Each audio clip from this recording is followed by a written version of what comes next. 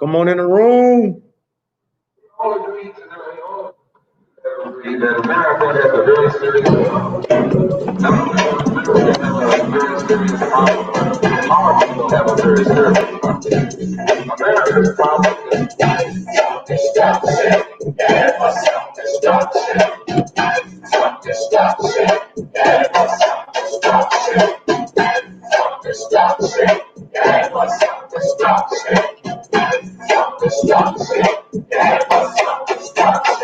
today's topic, self-destruction, is alien to rap audience is bugging. It's gonna do something. Ignorant brothers trying to rob and steal from one another. You get caught in the middle. So to crush that stereotype is what we did. Bring ourselves together so that you can unite and fight for what's right. Not negative cause. The way we live is positive. We don't kill our relatives. Pop, wanna shout to move the blade. Headlines, front page, and raps the name. MC the light, hit the state to my rhyme. The back on black, I was waiting for a time. Shoot up right with a knife and fight. Cry with the pride. Straight to death when he left the very last. Come on in the room. Back in the dark brothers and what had. How could you get? What up, Chris? We're from a black man.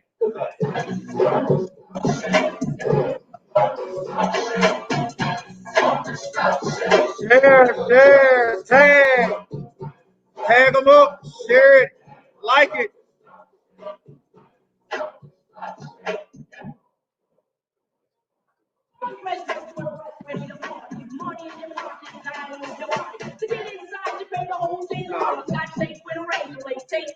Leave the guns in the crack and the knob.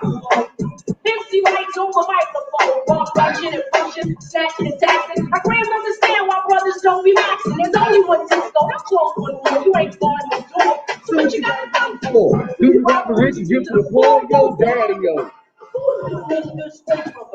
Why daddy, yo, you will end up in jail, I gotta go. You do the crime and get paid today, and tomorrow you're behind bars in the worst way. Why from your family? Cause you lost the way. Now, you think crime, baby, you gonna take it with your brother had? You sucker, you talking all that jazz.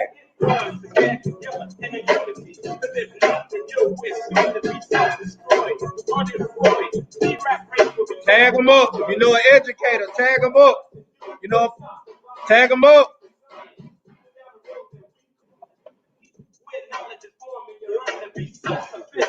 Independent, to teach the east is what rap intended, but society wants to invade. So you don't walk this path that they laid in.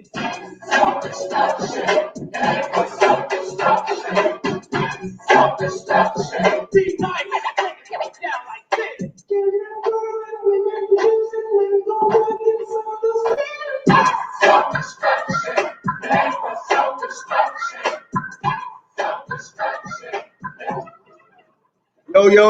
Yo. Come on in the room. Another hot night. Let's get it. Like, share. Yes, sir. Birmingham, let's talk. Come on in, like, share. Tag a friend. Let's go.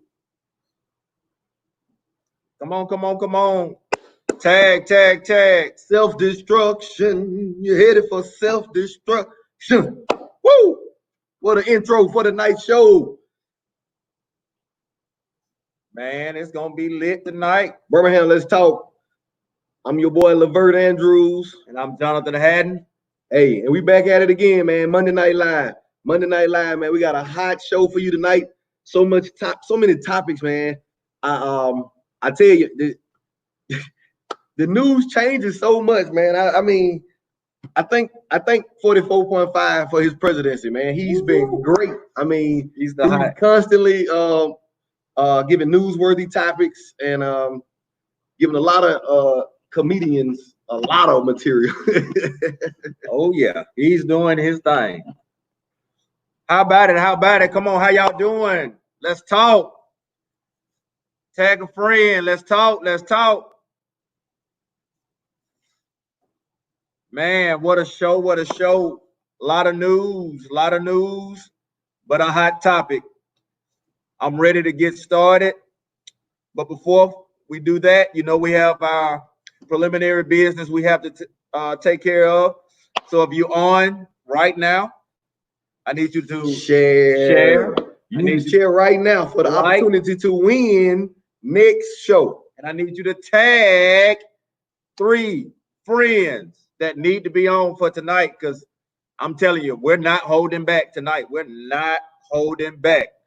And so without any further ado, Bert, man, I'm excited. Let's get it. All right. So on the last show, our sponsor for the last show was Mr. Al Harris Alteration and Tailoring, 873 Denison Avenue Southwest. Make sure you go check out Al Harris. Tonight, one of tonight's winners will receive a $25 gift certificate to Al Harris Alteration and Tailoring. Now, you might say $25 at Al. You might get one cuff. Go give about a half. You get a half cup. You might get one leg cuff. You might get some cufflinks. Al also does he does tuxedos and as well rent tuxedos and different things. So we're gonna go ahead and pull for the last episode. Absolutely. So we're gonna put this person right here. We're gonna receive $25 gift certificate to Al Harris Alteration and Tailoring. Who is that? Yo, that's gonna be Aaron Evans. Was it Irwin? I'm sorry, Aaron. Tag Aaron. Don't kill me, Aaron. Irwin Evans. That's why I went to school. That was it, Irwin. Aaron Evans. Come on in the room. Sorry, cuzzo. Tag Aaron Evans. She's like, what in the world? He won $25 gift certificate to Al Harris Alteration and Tailoring at Denison Avenue, the Heritage Town Center. One of the not only one, but the only original. I'm counsel, cuz. The only original business that's still at the Heritage Town Center. I tell you what, Aaron. We might have a trade for you. Let's wait and see. We might have a trade. Hold on, you gotta tell us who the other business is. Renee's Couture. Renee Couture. She is independent, fairly new. She's got some hot products. So Aaron, if you would, Victoria's already tagged her in. That's Renee's Couture. You think we're gonna have a guy win this one? We might make a switch. We might have to make a switch. So you're gonna make a switch if a guy win? Have to make. What if a girl win this? Man, hey, we're gonna be in trouble. Let's see. I'm gonna let you pull this one. Who's gonna be this one? Renee's Couture, $25 gift certificate. There you go, Bert. And the winner is John T. Styles. All the way in Arizona.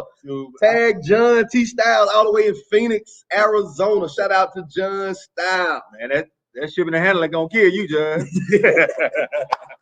Man, cuz I got counsel. I'm weak, man. Hey, but it's all good. I love you, Aaron. I love you.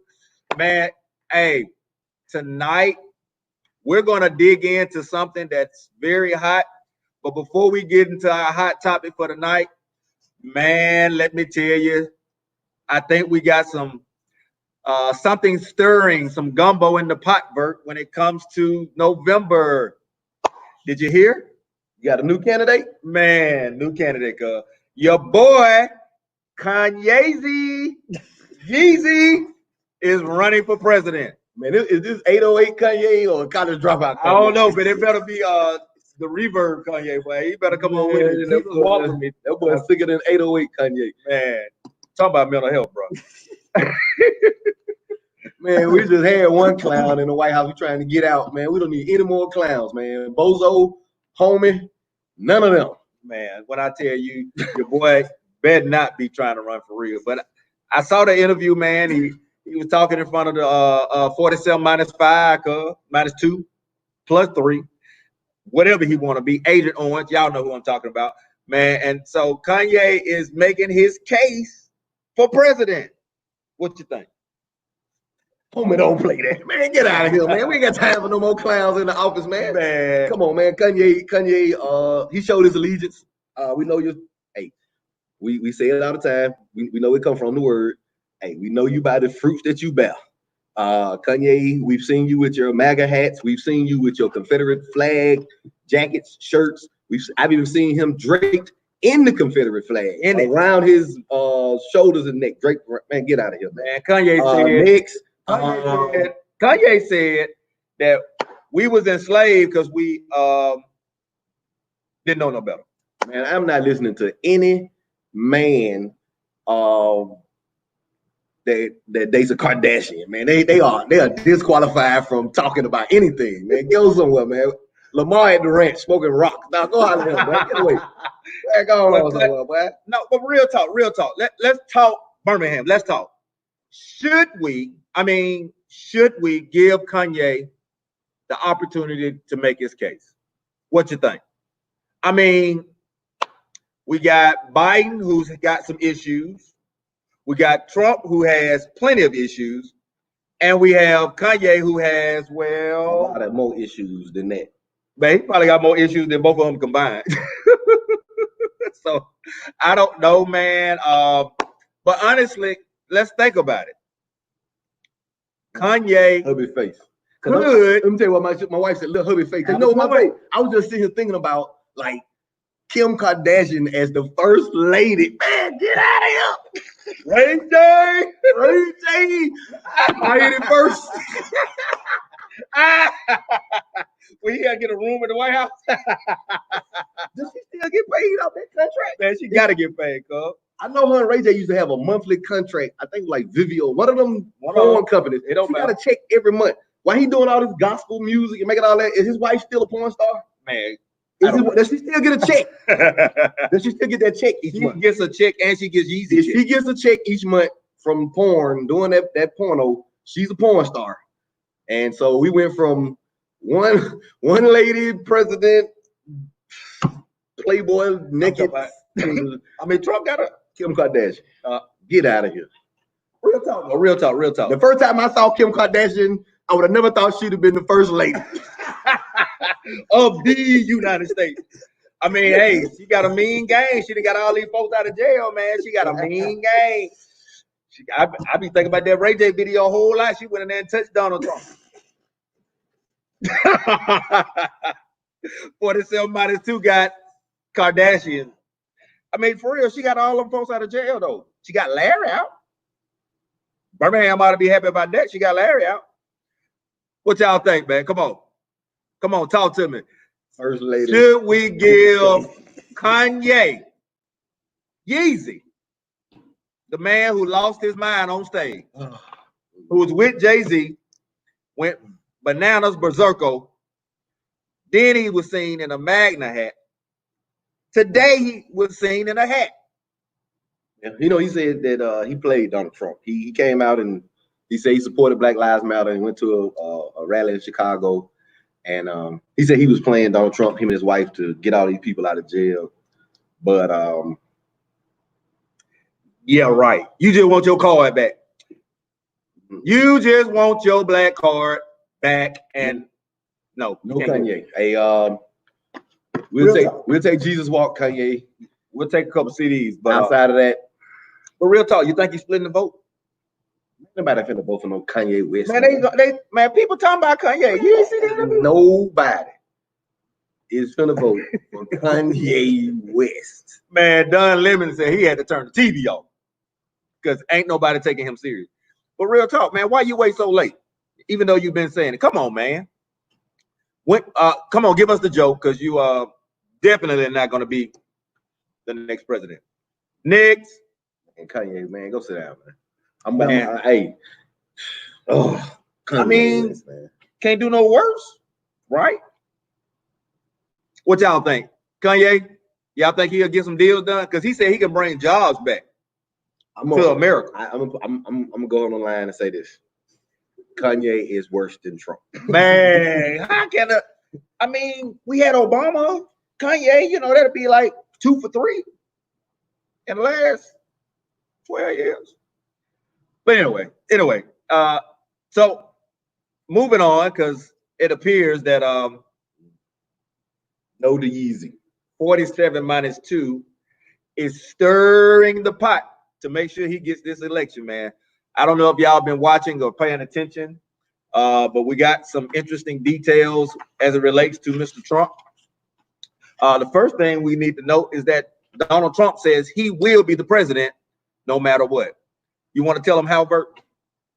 Well, he didn't necessarily say it, but they had some political theorists who've been coming out and trying to say that Donald Trump will squat on the White House if he loses. They've already had a lot of voter suppression tactics that have gone on since 2016 and in 2018. Right. A lot of states have purged their rolls. They have taken a lot of people's names off the rolls. I mean, rolls are always redacted and taking people off because of death. Right. But it's been a very high number of rolls purged, state roll purged, in a lot of swing states. So that could cause a lot of confusion on election day. Expect long lines on election day. Expect change of polling places. Just got to be prepared for all of the tricks and the tactics that are going to come out when somebody who is desperate. And so we have a desperate president, and you know, he's very egotistical, so he's very desperate. So the voter suppression has already been taking place. The tactics are in play. And so the guy did the article, gave a documentary. He said that if 44.5 loses, that he will claim that the vote was rigged, and he would try to sue in court and use the Supreme Court. And they gave a lot of different scenarios. And even in those scenarios, he could retain the presidency with the Republican Congress. Yes.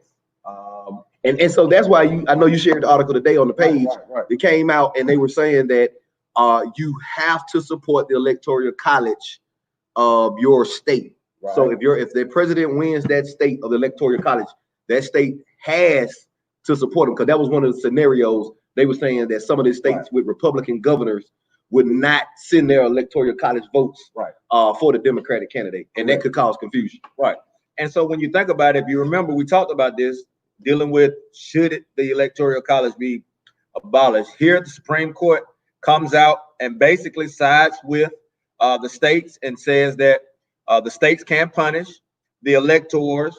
Because basically what happened, let's rewind, when Trump won, some of the electors went AWOL, basically.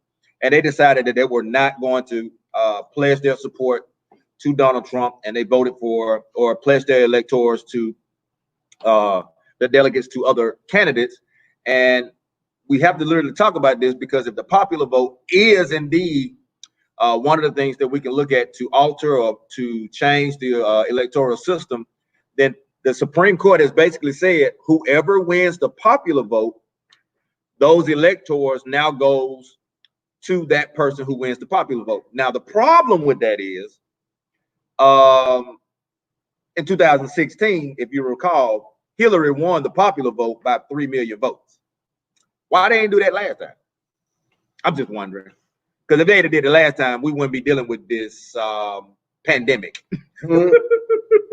Pandemic president. But anyway. Well, man, yeah, Trump is everyday news, and it changes every day with him. So we can talk about Trump every day, and every other day. So all day. Next topic, what you got? Man, very, very sad, man. I got some, I woke up, I turned on the news, got on Facebook, and I saw that a dear friend of mine had posted some interesting details about our brother, our own Birmingham's Rickey Smiley's daughter being shot down in Texas. We send full support, and our prayers goes out to Ricky's daughter. We're praying with you, Ricky. We're praying for your daughter's full recovery. I know he posted, he came out and posted, said that the surgery went well. Yeah. And that everything was good. She is in recovery. And we just want to thank God that it could have been worse. Yeah. Could have been a lot worse, like some of the other victims that didn't make it. And so as we talk about the other victims, what's the problem, my brothers?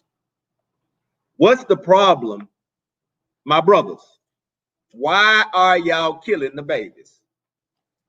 4 children, 2, 8, 1, 7, and 11, all killed by gun violence over the weekend.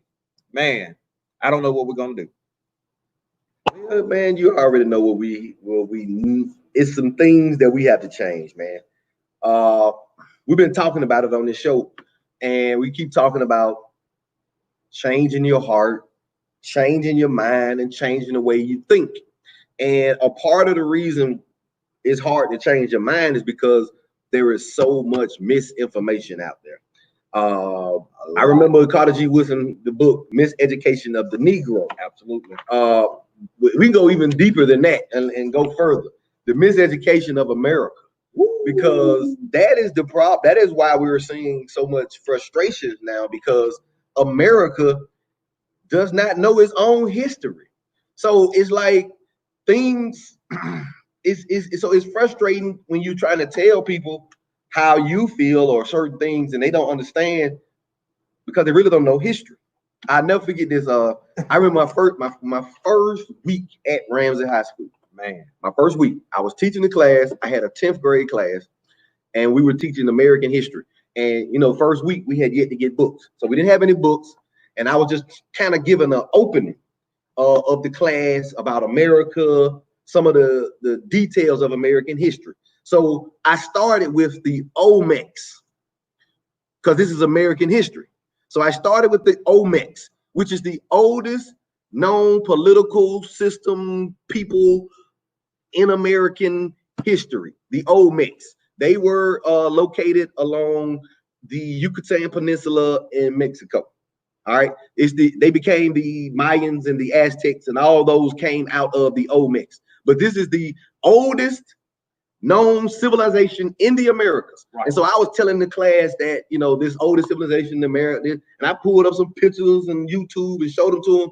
And I was like, look, they got Negroid features. They look like black people. And so all that stuff to say, the girl in my class, she said, I don't know if I can learn from you because you seem to be a racist. I say, how am I a racist? Because I'm telling you something that you've never heard before. Right. And just because I tell you something you've never heard, that makes me a racist, make me crazy, make me ignorant. But I've studied it and you haven't. I get this a lot, especially when you're talking history, politics, and Bible with folks. I always want to call you crazy and want to call you wrong, but y'all ain't never read it, researched it, looked at it, or nothing. And so it was so great. So check it out. I'm gonna let you move on. So when our books came the next week, I was so relieved. Thank you, God. Look. The first page had the Olmecs on it. I called on her. I said, I want you to read the first page. I said, you want to read first for everybody. And I said, you remember when you called me a racist and said you couldn't learn from me because I was telling you something you had never learned before? I said, open your book and read on the first page. The first paragraph is talking about the Olmecs.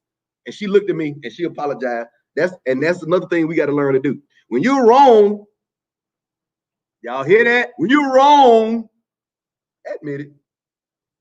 And that's right there, Aaron, is where we're about to get ready to launch, because there is so much information that's being told inaccurately, and then there's so much information that's only being told slantedly. And I say that because it's a one-sided news. Now, this is one statement, Bert. This is one thing that I got to give 47-2 credit. And that is, there is a whole lot of fake news. Come on, y'all. He is actually pretty accurate when it comes to everybody else but himself, because fake news does exist. Now, I want to educate my brothers and sisters tonight, partly because I got to set the stage for where we're about to drive this car. The plane is on the runway, but I need to let you know that I got to give you some instructions. First, I need you to understand that there is a difference between news and a story. Come on here. Come close. When we're dealing with mass media, there are two things you need to know. News, media, and story are like this. First of all, news. News is anything that's 24 hours or less. Can I say that again? News is anything 24 hours or less. When the 24-hour period has expired, it is no longer news, it's a story. And he who controls the story or the narrative usually controls the people. Everybody with me? Media, mass media, propaganda, yellow journalism, y'all remember them terms? We got to understand that the powers that be, the system that controls the media, they love to tell stories from their history. And not from the history. Y'all with me? They like to tell their narrative. They like to paint their picture. And I'm saying there because I'm not talking about a person. I'm talking about a system. So my story becomes a mystery when I study his story. Yes, sir. Y'all got to understand. My story is a mystery. We have to understand. Let me back it up. We need to understand that when it comes to what's put out, Black America don't own any of it. We don't control the productions. We don't control how it gets put out. And the people that control what goes out are called gatekeepers. The gatekeepers are the editors, the producers, the directors, and the higher ups in the media world who gets to determine what goes out, not necessarily what comes in. Okay? And so with that in mind, we're getting ready to set the stage because not only do we need to set this stage, but I want you to start thinking about the news and the story that you get. The news and the story that you get. Galleria. First thing you hear is that it's all under control. Little history about the Galleria. One of the first homicides at the Hoover Galleria was not black on black crime related. As a matter of fact, it's a white lady from the McCalla area who killed a brother in a drug deal. So that was not the Galleria's first time. It's the first black on black crime at the Galleria, correct? Well, I'm talking about white on black. But I'm talking about this is the first black on black crime that has happened at the Galleria. Yes. Because EJ was killed by a white guy. Yes. And then the drug deal that went bad on the booth, that was a black guy killed a white guy. Yes. So this is the first black on black incident at the Galleria as far as murder. Yes. Okay. Here's the problem. Because y'all love to throw that murder black on black thing out. I'm gonna show you some stats. We show them some stats. Man, listen, y'all with me? This was the first time that we had black on black crime. Now, rewind, because I know you're gonna talk about EJ. That was a fight. There was a shot fired, but the person who shot the gun didn't die. He got away. Okay, so that's a fight. People fight all the time. But the person who did the killing was the police. Now, we know it was ruled justified by the Alabama State Attorney General, but I'm going to pause there because we got to get to this news versus story. News versus story. Somebody type that for me. News versus story. Hey, here we go.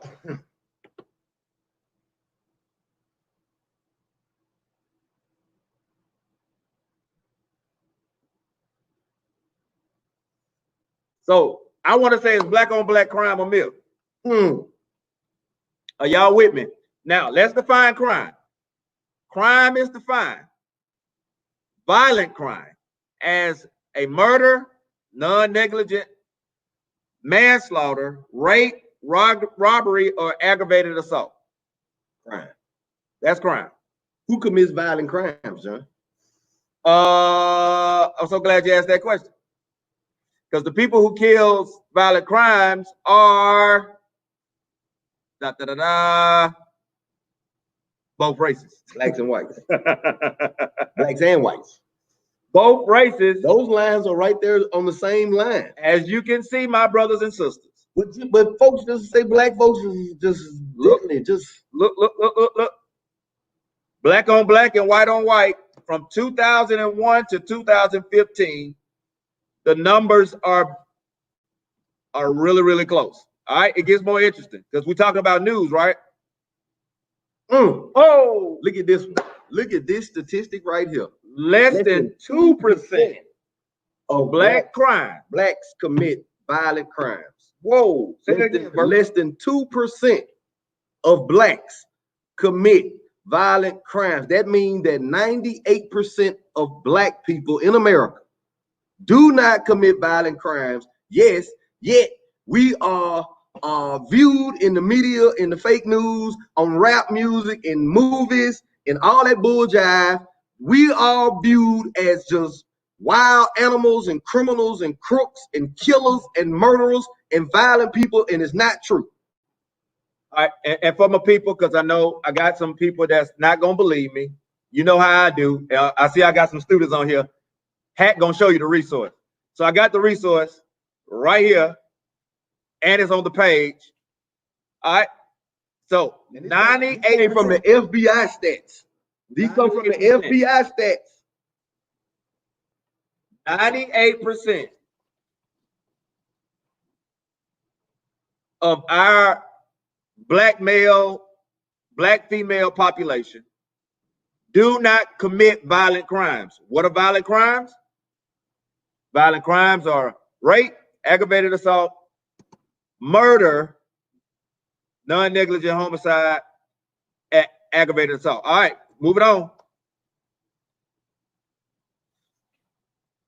All right, we look at all hate crimes in all ethnic groups. The data clearly shows that our white brothers and sisters are responsible for 75% of all hate crimes, while the black rate remains pretty much constant at about 19%.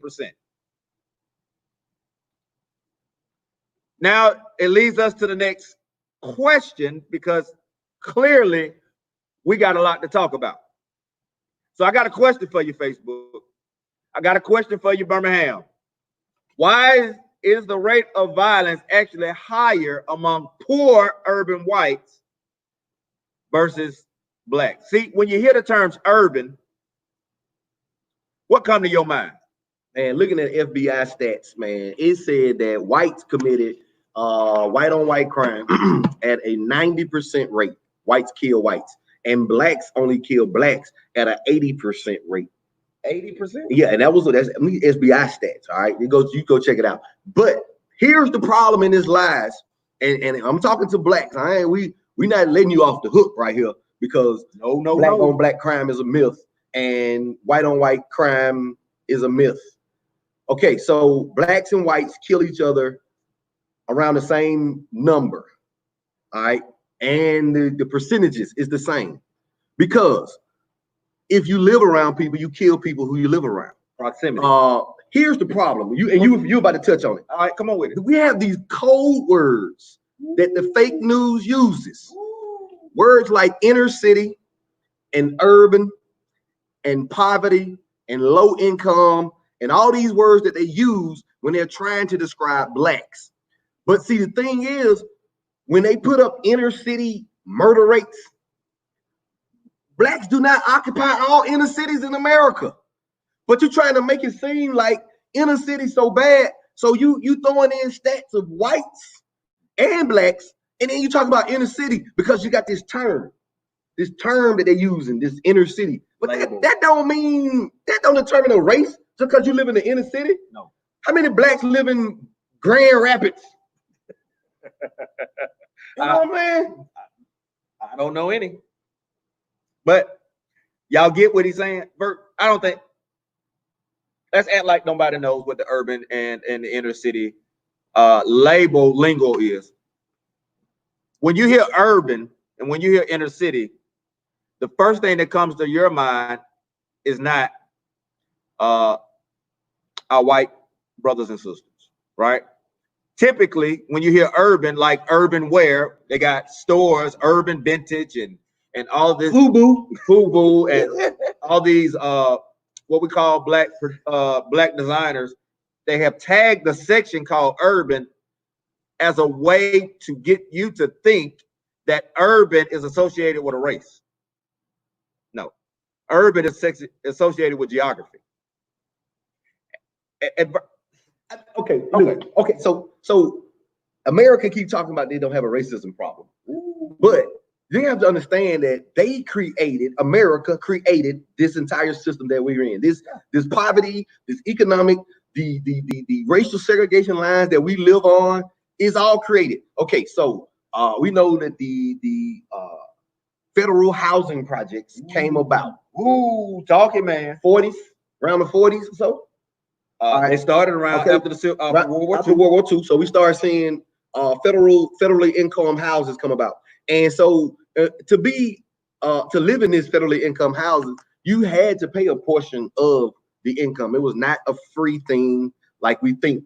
People, they were free. So you had white federal projects, income projects, and you had blacks. So the federal government began segregating their citizens in these federally funded projects. Right. All right. Well, over time, check this out.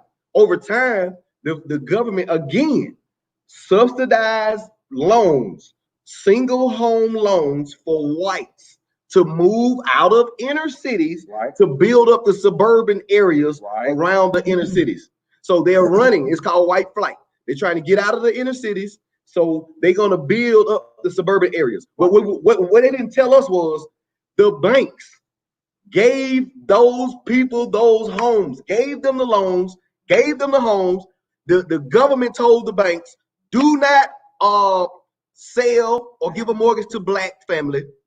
Make sure you do not sell to black family. Then they put it into the mortgages and the loans. The owners could not sublet or sell their homes to blacks. So then all the whites went to these beautiful homes. All right, they weren't much. They were probably about $10,000 in that time in market. Okay, about $10,000 home. Okay, but what happened was all the blacks now get regulated to the federal housing projects. So blacks go overrun in the federal housing projects while whites are living in federally subsidized homes, and they're growing income. And if you look from the 1940s to now, you're talking about 3-4 generations. Them same neighborhoods and them same suburbs, that house that was about $10,000 then is now about $300,000. And and we was out of the race. We didn't even have a chance to be in that race. We didn't even have a chance to be in that race. It was over before we started. Understand how this system works. It was over before it started. And so that's part of the problem that a lot of people don't understand. That's part of the problem that a lot of people understand, because when you get to dealing with numbers, you got to look at a system. And part of the problem with our system is that we have to operate within their system. So the system that we're trying to operate in is basically retroactive to what they've already put in place. So we're always on the defense to not ever go on the offense. And y'all know about white flight. Man, I remember, man, I moved out to Highway 78 out that area to Holiday Hillsburg. And this was back in the 80s. This is where the extension of, I remember we were like the third black couple on the street. Within 3 years, the whole street was almost black. And then I began to see how everything just took shape. Man, me and my mama was the first blacks to live on 44th Street in Bellevue Heights. Wow. We moved to Bellevue Heights in 1981. Both of my neighbors that live on the side of me was white. Y'all know how we do it. We were the first blacks on 44th in Bellevue Heights, Central Park, baby. And think about this: the resources that were there when I arrived, because I know you remember 5 Points West was booming. Oh man, Parisians, Baskin Robbins, the drive-in, the fair, man, all of it. Zare. How many y'all? Now you know you doing lives, baby. When you remember Zare. How many y'all remember Zare? Are we by ourselves? Zare, come on, talk to me. And so You don't know about Bonanza. Boy, you don't know about Bonanza. Oh, Midfield. But how many of y'all remember when Bessemer Road used to be the thing? Like all the way down, shops, very lively, clean. And so when they leave, because they own the property and they won't sell, they rent, you have no choice but to rent from them, and they're not going to fix up the neighborhood. They want the neighborhood to look exactly how it looks. They want it to look dilapidated. They don't care about that grass because they stay in the suburbs. And see, that's another thing. When we talk about crime and we talk about poverty and we talking about why are these kids so bad in the community. But I mean, John, we talked about this on a previous show, but I went back and looked at some more federal numbers and not just Birmingham. Crime and murder is down overall in America, period. Like from the 60s, 70s, 80s, they say up to about 91 was the worst period in American history as far as crime and murder goes. From the 60s to about 91. Most cities in America now are on a decline as far as crime and homicide. There are a few who are on the rise. Memphis, Kansas City, Baltimore. It's a few that are on the rise for the most part. But I mean, it's literally only a few cities that just out of control. Yeah, I mean, they're out of control. And but the thing is, check this out. Drive around some of these cities, man. Drive around Detroit. Drive around Birmingham. Drive around St. Louis. Drive around these cities, man. Like you said, dilapidated buildings, abandoned homes, vacated shopping strip malls where there could be economics in the community, local grocers. I mean, like, just think about it, man. Winn-Dixie just pulled up out of 5 Points just completely. No grocery other than Marino's. I mean, like, think about these things, man. This is, man. The bottom's like on the heat of the night. That's right, Javar. Exactly. And we got some comments, Bert. Let's take some of these comments real quick. There are elders still paying rent in these communities. Absolutely. We got a question. What do you all purpose we do to even the playing field? Also, do you all think we should push for reparations? Ooh, loaded question. Questions. I'll stab at it. Okay, so how do we level the playing field? It's real simple. We've been pushing this from the very beginning. Policy, partnerships, pockets. Policy, partnership, pockets. Policies, we got to change policies that will allow us to become owners. Right now, we don't own anything. And when you don't own anything, you don't have the same zeal of keeping it up. We got to buy up the block. So we got to come together. We have to pool our resources together. And we're going to have to start buying property, owning the property, so that we can start doing things to the property and then invest into the communities and clean up the neighborhoods that way. Part of it is, like you said, partnerships. A lot of times, everybody want to be in control. Everybody wants to be the man, and everybody got to be that guy. And we got to learn how to play on each other's team and be for each other and pool our resources, man. We are much better and much stronger when we together. I mean, just imagine if you had 10,000 and then you had 4 other guys with 10,000. Now you got 50.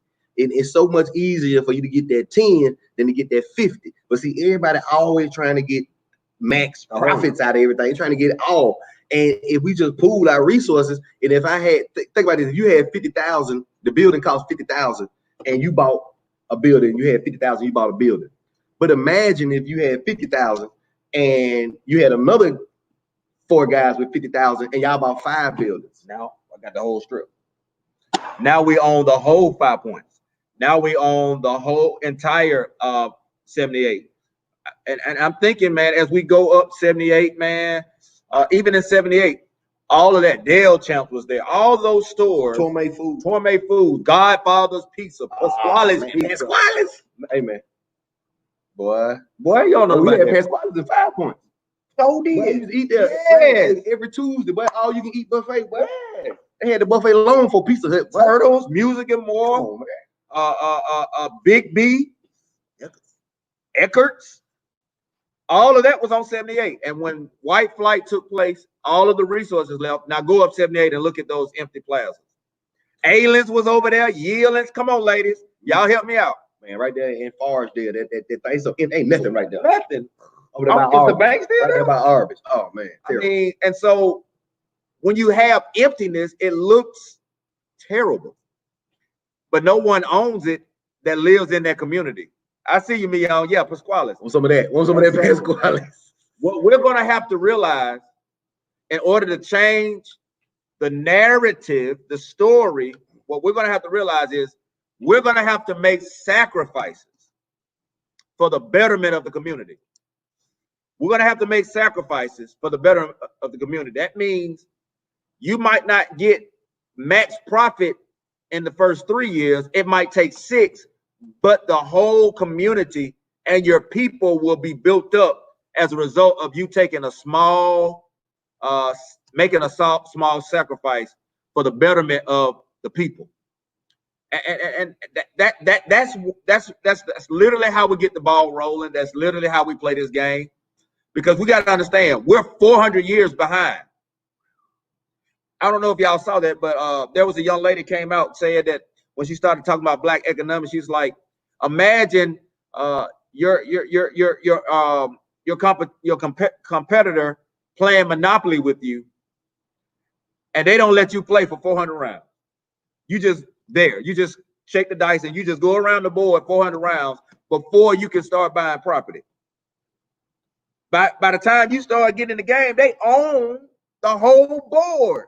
Now you landing on their hotels, you're landing on their houses, and you got to take secondhand because ain't nobody gonna buy your $350,000 house. Yeah, I think that was Dr. Henry Louis Gates where she got that from.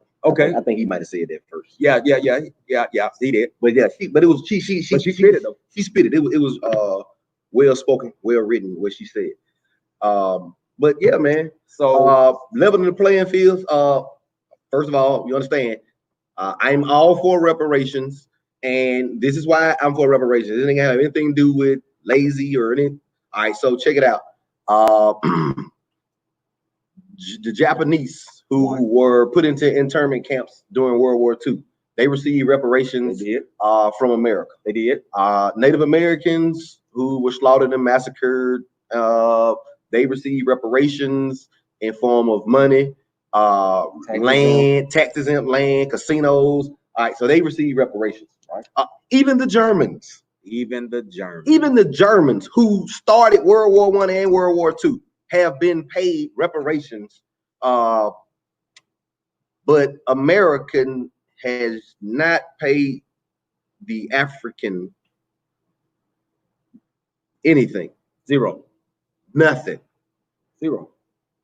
And so I read something that said that it'll take us literally 260 some years to even get in the game. 260 years to even get in the game without reparations. And don't tell me that it can't happen, because we saw you print money to dead folks. I mean, it can happen. We're giving billions to Israel. So it can happen. You just don't want to make it happen. I learned a long time ago, people do what they want to do. They belong to a nationality, not us. It's very easy to go document slave records. Slaves, all of them are documented on record. It is what is that, John? What's the name of that? Library of Congress. Library of Congress. You can go pull them up. Yep. Slaves with receipts. Your name will be right there next to the milk. They property. It'll be like eggs, cheese, milk, and a buck named Sally. A buck named Mo and a wench named Sally. Yeah, you will. And that'll be you on the receipt right there next to the milk. And They have records. Yeah, they got records. And I'm tell you something. I'm gonna tell you this story. So I know you be ready to move on, and I'd be like, talk. So, Y'all heard that? My family I went to a family reunion in 1998, and they did a family history and was talking about the family and the history of our family and how it started and where they moved from. And so it was a whole story about the Andrews Ferguson family and how they moved. So the Fergusons was my folks, the black folk, and then the Andrews was the white people.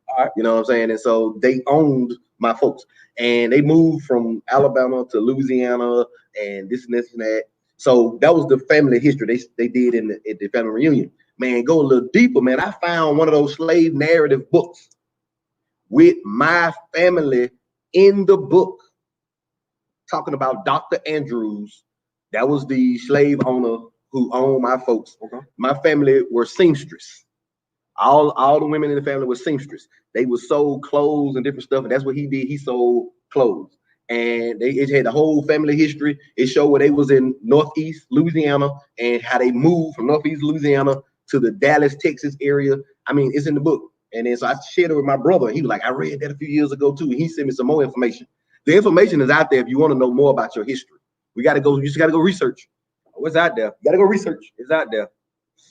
Now, can we get back where we're going? Because I want the conversation to actually be on point. I'm asking you guys the question about this crime, because what we're talking about right now will help eradicate the crime. Because one of the leading statistics as far as crime, because we've already showed you that there is no major difference between white and black, is poverty. Did I say that? I said that. Poverty. Poverty is the direct link to white and black murder, which means poor whites, poor blacks, poor people kill other people. The question we have to ask is why? Okay, so that's the thing. So blacks and whites kill at about the same numbers. Yeah, they're right. The problem is blacks kill a lot more blacks. Right. Well, the numbers are low too. I mean, we got 12.6. You got 70%. So the numbers would be, but what? It's 3 times, 4 times? I mean, but John, let me tell you something, man. It's bad. It's bad now. Now, I'm being honest with you. Y'all young dudes, man, y'all suck. Y'all off the man. Get up, get out, and get something. Don't let the days of your life pass by. You need to get up, get out, and get something. You don't spend all your time trying to get high. I mean, we had some music back in the day, man. They used to speak to us and talk to us, and they took that music away. Now, don't get it twisted. Now, music was horrible back then too. Oh, it was bad. I went back and listened to some old NWA. Once Ice Cube left, the lyrical content was horrible. I mean, we still listening now. Yeah, it was. But it was horrible. I mean, it was terrible. Yeah. We listened to some bad music. Terrible. And see, we always try to just talk about how bad things are today. Now, I'm telling you, the crime and the murder rate was way higher when we were in high school. Yes. Way higher. Way. But we talk about it so bad now. The music was garbage back then. We talk about their music now like it is so bad. It is trash. Their music is horrible right now. But the music we listen to, it was not much better. The problem is who controls the music. I used to always wonder, like, man, I listen to a CD and be like, man, that dude there is fire. Why nobody don't listen to him? Because He's talking about something. He's talking about something. It's some guy who's it's some Jewish guy sitting in a record label company somewhere saying, hey, I want to listen to that. That's what I want to listen to. That's what I want my kids to listen to. That's hot. And that's what the streets want. That's hot. Man, and real talk though, but y'all ain't never heard of Dead Prez. Y'all ain't never heard of Dead Prez though. Not this generation. They You don't know know what about I'm that. saying? They don't know about that. I mean, but think about it, man. Back in the 80s, we had Public Enemy, Fight the Power, Self-destruction song. Self-Destruction. That was all the New York artists. And then we all in the same game with the West Coast artists. We all in the same game. Man, where is today's we all in the same game? Where is today we are the world? With all this stuff going on in COVID-19 and 2020, where is we are? Where do we are the world? We are the children. My boy, it said therapy. Yes, That's my boy, sir. Goody Mob. Yeah, man. Talking about something. But see, what you don't even know is Goody Mob video never played on MTV. They said it was too controversial. Yeah. Never played. So we gotta address the elephant in the room, y'all. The music, it don't create the murders. You go. It don't create it, but it doggone sure well adds to it. KRS-One, that's what's up. The music has evil spirits spewing on our children. Oh, you going on my way now. It's the truth. Evil spirits. Evil spirits. Oh, the music that y'all listen That to. music. See, listen, check this out. Possessed. I want you to understand something. So, Satan, he's so smooth, he can't get you to do things if you're in your right divine, operating in your divine place. He can't get you to do things. But through the music, he can get you to curse yourself. He can get you just to repeat his lyrics. He can get to rapping.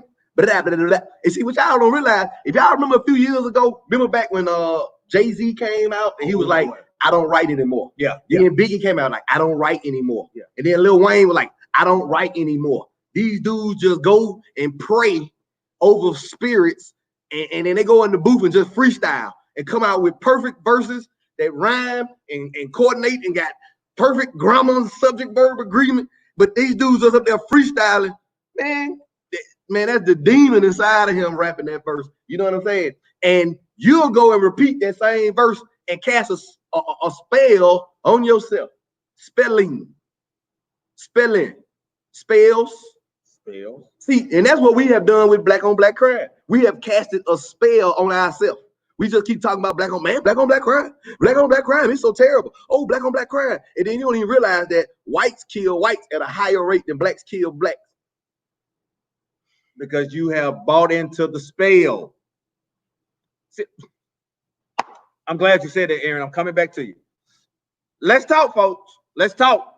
All right. The Bible says that life and death is in the power of the tongue. If I speak it, I am literally creating my environment. And you ever rap something, and then after you rap it, you had to stop and go, did I just say that? I said that. Okay. Lil Wayne say, get hold of me like they love Satan. What? Satan? Life and death is in the power of the tongue. But this is what I do know. Satan operates with the same old tactics. He comes through the eye gate. He comes through the ear gate to get to the mind. Because when I get to your mind, I can get to your heart. And when I get to your heart, I'll show up. Satan will show up in your behavior. That's the problem.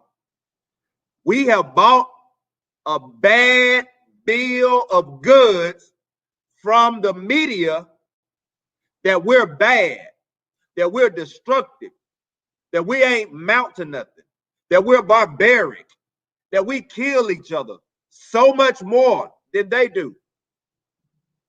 We got to quit speaking the death sentence over our children. We got to quit speaking the death sentence over our community. We have to quit speaking their reality because their reality is not ours. And that was Chappelle said. That's why he said he left Hollywood. He said he in there and he trying to be funny. And he said he saw how the stereotypes and the racial prejudice was playing a role in all the skits. Yeah. And he said he was doing the skit. And he said he was in blackface doing the skit. And he said it was a white guy on the set. He said the white guy was laughing so hard. And he said he looked. And he said he got up and he walked off the set and never came back. He said, because he said, I know when you're laughing at me and not with me. And America's been laughing at you in your dresses, in your buffoonery, with your pants down on the ground. I mean, all the buffoonery that we love as black folks. We call it nigga shit. Y'all know what it is. That stuff. That is why the prejudice, that's why they try to kill us and act like we don't matter, is because they have made us into this Deuteronomy 28. They have made us into a byword. Yeah. They have made us into a byword. And we just niggas. They just made us into niggas. But see, what you don't even realize is nigger, that's a positive word. Come on, Bert. To be from Niger, that means you're from the Niger River region of Africa. And so just like tomato and tomato, yeah, and potato and patata, yeah. When they came to America, that Niger, you go a little deeper south, it just turned into nigger. Not Niger.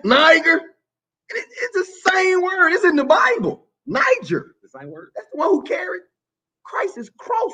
Yes. A Niger. Nigger. Niger. Listen, man. We got to talk. Come on, let's talk. We got to talk. Because we keep speaking their reality. And their reality is not ours. Yes, Black Lives Matter. Yes, White Lives Matter. Yes, Blue Lives Matter. Yes, Yellow Lives Matter. Because all lives matter because God creates life. Yes, sir. So every time somebody kills someone, we have to stop borderline cooning, talking about y'all make me sick. Black lives can't matter because y'all kill somebody. It's 46 million blacks. If 45 of us are doing what we're supposed to do, one can't make all of us not care about black lives. When you buy a bag of apples, and if there's one or two in that bag that are not good, you don't toss the whole bag. You toss the two that's out, that's bad, rotten, and you keep your good apples. But I even looked at some of the America is not does not have the largest murder rate. No. Like if you go look at some of these Central American countries, Venezuela. Oh man, they're killing at enormous rates. 11 times higher. Yeah, man, they're killing at enormous rate. America, as far as murder rate, is not, I ain't gonna say it's low, but it's not we would think be very high. But we are definitely number one in incarcerations worldwide by an outstanding amount. And you went there, Bert.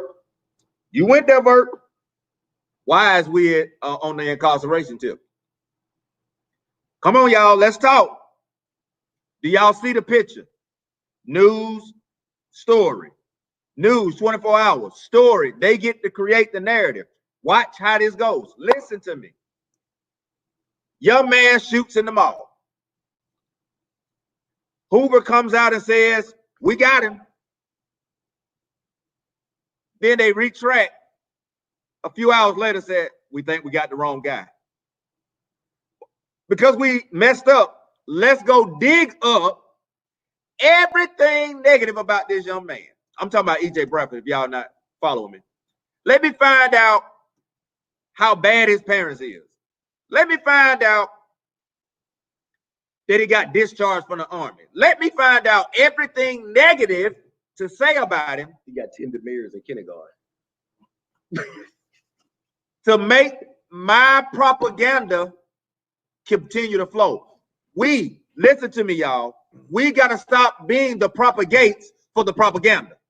But you know, that's the problem though, because the media will say that stupid mess, and just because 3340 said it or BRC, whoever they said, I go on Facebook and y'all be regurgitating that stupid mess they be saying too. Y'all be regurgitating the fake news. Yeah, y'all need to start with the black on black crime. Man, some of y'all work for KKK News. Well, stop. Got to be. Y'all need to quit that part. We can, and in the words of our famous 44, Barack, we can walk and chew gum at the same time. We can fight police brutality, because that's what Black Lives Matter, the organization, was created for. We can fight that, and we can have Stop the Violence protests as well. Can I answer this question? Go ahead, man.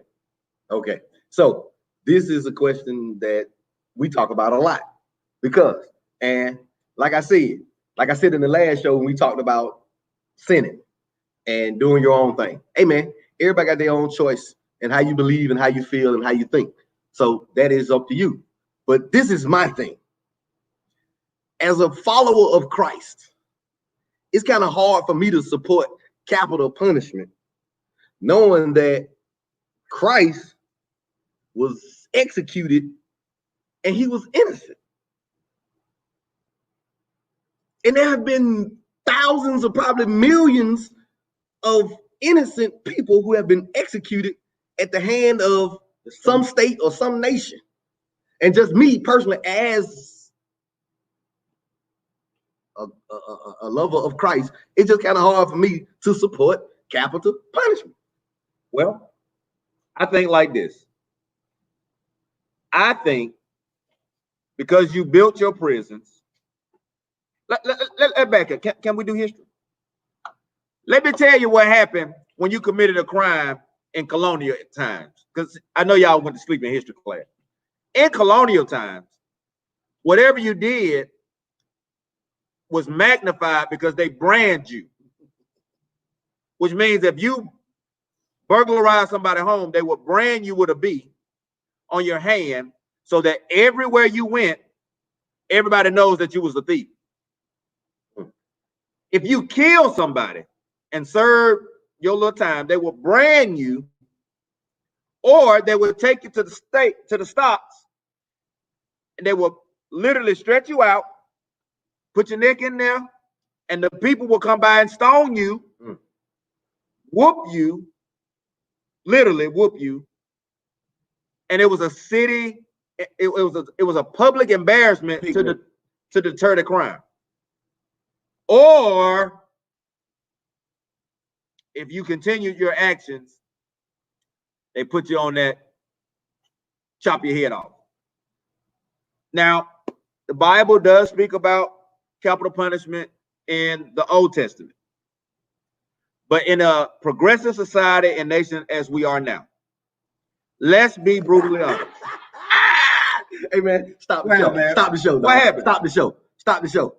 This one right here. Stop the show. Stop the show. Stop the show. Hey man, the Willie Lynch letter is a big lie. Oh my God. That is a lie, boy. That is so false. The Willie Lynch letter is made up. That is a made up mess that the Nation of Islam made up. The first time the Willie Lynch letter was ever heard of was at the Million Man March in 1995. Nobody had ever heard of that before. If you go read the language in the Willie Lynch letter, it does not date with the time that it was written. It uses words, it uses English words that did not exist in 1700 when they wrote. And lynching does not synonymous with Willie Lynch, whoever that guy is, because I've never heard of him in my life. Charles Lynch was a justice of the peace in Virginia who started lynching people as excessive punishment during his time in the 1640s. But the Willie Lynch letter is fake as fake get. I promise you, dude, Corey Glover, go look that up for yourself, buddy. And Christianity is, it go back before slavery. Christianity is an African religion because the whole Bible was in Africa. You missed a couple of our shows. You need to go back and watch a couple of our shows, Yeah, my bro. boy. We talked about this a few times. We can't go back. Yeah, man. Christianity is African. Yeah, The whole Bible was written and took place in Africa. yeah, man. We're gonna move on. Yeah, and hey, I had another one. My boy Stokes, he asked me this question a couple times. Stokes want me to say it, and Moss asked about it too. We are the children of Israel. That's what you want me to say, Stokes. I know you want me to go and say it. I said it. We ain't black. We ain't Negroes. We're definitely not African Americans. Those are two continents of European guys. We are Those people. the seed. We are the seed. The seed of Jacob. We've been here 70 million years, bro. 70,000 years, 70 million years. 75,000. Thousand. We are the seed of Jacob. Okay. Y'all went to sleep in history class. Come on back. That's what we're here for. We're gonna teach you though. We're gonna help you out. Because I understand that you went to sleep when the teacher was talking. That wasn't nobody in my class, was it, Bert? Hey, but we're gonna move back on to subject, man. Corey Glover, man, holler at us, man. Inbox us. We'll let's get you up to speed, bro. We can have this conversation. All right, man. So let's get back to where we were, man. Let's get back on this crime. Let's get back to crime. So we got to find some solutions for this crime, man. I mean, the teenagers seem to be out of control. Do we start with mentoring programs for teenagers? Do we start with the elementary age kids? I mean, do we need to go to the daycares? I mean, like, what do we do? Whoa. Hello, because I got to get this out. All my teachers, hear me good. All my teachers that's on tonight, tag an educator. Because I got another theory that I want to throw in this gumbo before we get to the solution. Bert, I got to do it. All my teachers, tag a teacher. I'm giving you a whole hot 30 seconds. Tag a teacher. We need to talk. And y'all know what we need to talk about. All right? I'm ready. All right, so Bert has already told y'all that crime was way higher in the 90s. Because we're history teachers, context matters. Please understand that context matters. You cannot take a time frame out of context and try to apply it from your present day situation. You have to go back, understand the culture, understand what's going on in the time frame, understand the people, understand the perspectives, the worldviews. You have to look at the historiography and bring it all back. Tag your educators. Who's the writer? Who is his audience he's talking yes. to? All right. Is it slanted? Is he biased? Is he unbiased? What? Everybody has a slant. Everybody has a prejudice and a bias when they write. Because you have an audience. I am not going to talk about Burger King to McDonald's audience. I'm going to write to the contract. I'm going to write the contract to the person that I'm trying to reach. Okay. So everybody has a slant. Understand that. Our goal is to write objectively. And as historians, it is our job to look at the text as objectively as possible. In the 90s, hear me clearly. What was going on to have crime so high? It's a one-word answer. It's called gangs. Early 90s, late 80s, early 90s. Colors. Y'all remember that movie? Color. Had so many wanksters in America. But well, you were at the 50 Cent back. Had so many wanksters out here. But everybody and their mama was blue and red, and then GD hit, and oh my God, it was so many GD. And what? Do y'all see? Ain't never been to Chicago. Y'all see never been to LA. Y'all see the labels? You got all these groups who have all these colors. They kill each other, and we in turn fulfill their plan to destroy the man, this man. Okay?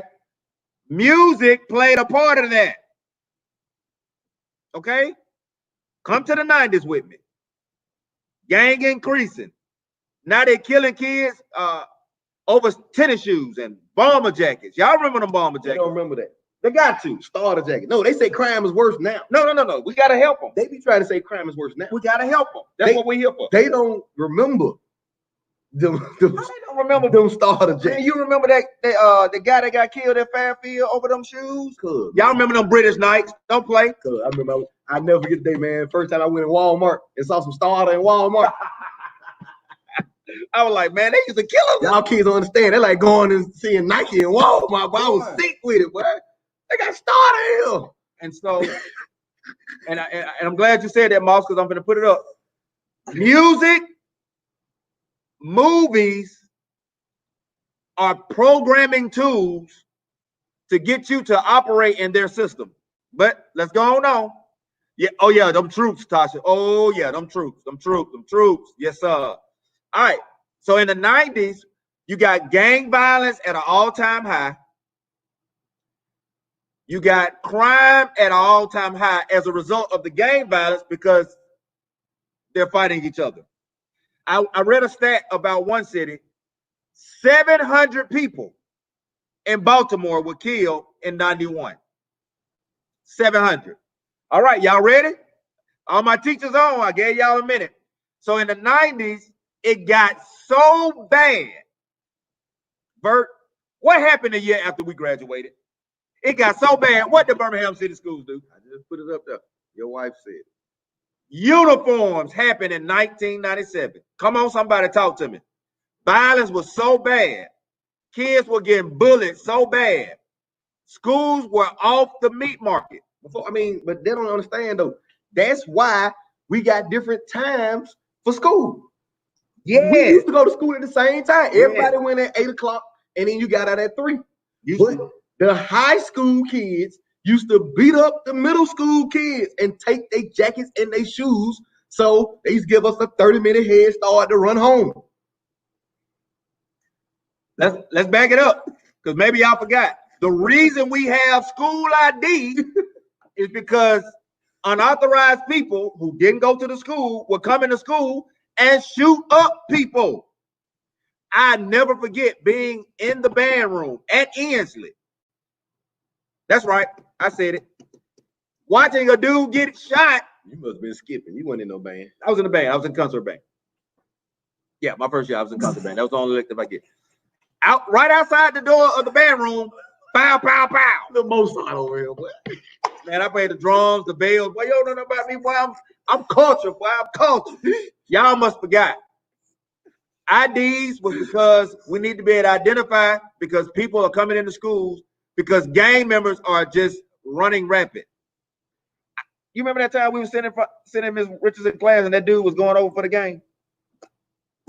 Man, They do us so bad out there in the alley. And they people go, you got 5 more days of this. Ah! Man, they picked up that dog. They started saying, man, get this. So it was so bad that we're literally in class. Dude's supposed to be in our class. He out there going over for the game. He talking about he was in the gym. Nigga, that was the only class. My dog hoop all day. You know I ain't lying, Darrell. Man, and so it got bad, y'all. It got bad, that bad. 148 murders, 150 murders, 141 murders, 94, 95, 96, 93 was probably one of the lowest years, but it was still 130. Fast forward. Now we got uniforms. I remember LeBron was so mad. Well, you remember that? Yeah, I remember uniform my senior year. Everybody was mad they came out with uniform. All my educators talk back to me. 97, uniform start. Because the Board of Education decided that it was time to take progressive action. And they were hoping to curb the bullying. They were hoping to curb the drug and the gang activity by outlawing blue and red. I mean, them was the colors they was trying to get Blue and red. That was it. You couldn't wear red and you couldn't wear the blue. All right, what happened, Bert? What happened with the blue and red? They still wore their colors. Different alternatives. And so let's get on to 2000, can we? Shall we? We're there. In 2000, there was this controversial election between Al Gore and George Bush. The other time, the popular vote didn't matter. in the Electoral College was stolen. We call it the election that was stolen. Or we say president-select, not elect. George Bush put in place a plan that his wife had she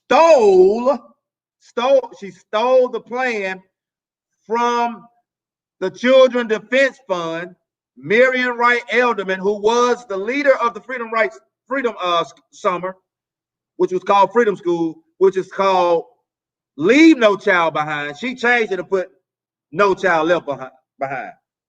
And with No Child Left Behind, I'm talking to my educators, we socially promoted all them children knowing they couldn't read, knowing they don't think, and these are them babies. This is my theory. These are them babies that's out there killing each other because they have no thinking skills. Hey man, I worked on that little summer program, and so what it is you have kids in middle school who have failed 1 or 2 classes, right? And they come to summer camp. It's summer camp. You know, they're supposed to be doing work. They come and they do a little work, and then they promote them to send them to high school. But the reason they doing it is because the middle school teachers are sick of them, and they trying to get rid of them. So they just send them on to high school. Hey man, pass him. I know he flunked. He's been in middle school for 3 years and flunked every year.